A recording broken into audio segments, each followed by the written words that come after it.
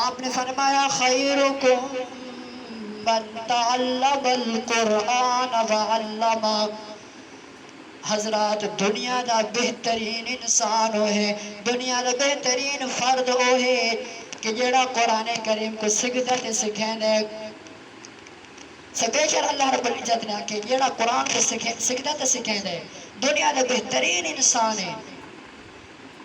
دوسری ڈگری کیڑی عطا فرمائے خیارکم من تعلم القرآن وعلمہ، دنیا تو سب تو بہترین انسان ہو جڑا قرآن کریم کو پڑھتے تھے پڑھیں دے، دنیا کا بہترین انسان ہوئے۔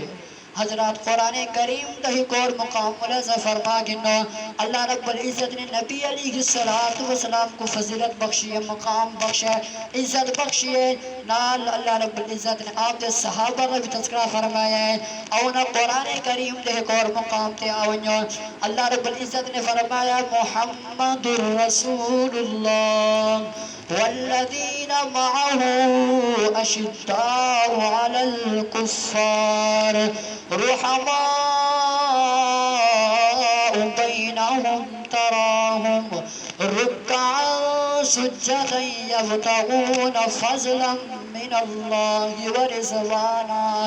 اے دنیا کے ناتے لوگوں، پیارے پیغمبر علیہ السلام دے او صحابہ ہینا والذین معه اشداء علی الکفار، جڑے کفار تے سختی کرنا لینا، رحماء بینہم آپس دے اندر مل جل کے لاوانا لینا، آپس دے اندر محبت تے پیار راوانا لینا، اور فرمایا رکعا سجدا بہت زیادہ رکوع سجود کرنا لینا، یبتغون فضلا من اللہ ورضوانا، اللہ رب العزت فضل کو تلاش کرنا لینا۔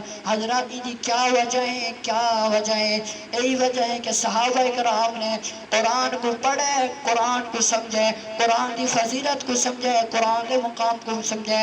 اللہ رب العزت نے تائیں تو قرآن کے اندر صحابہ کرام کا تذکرہ کیتا ہے۔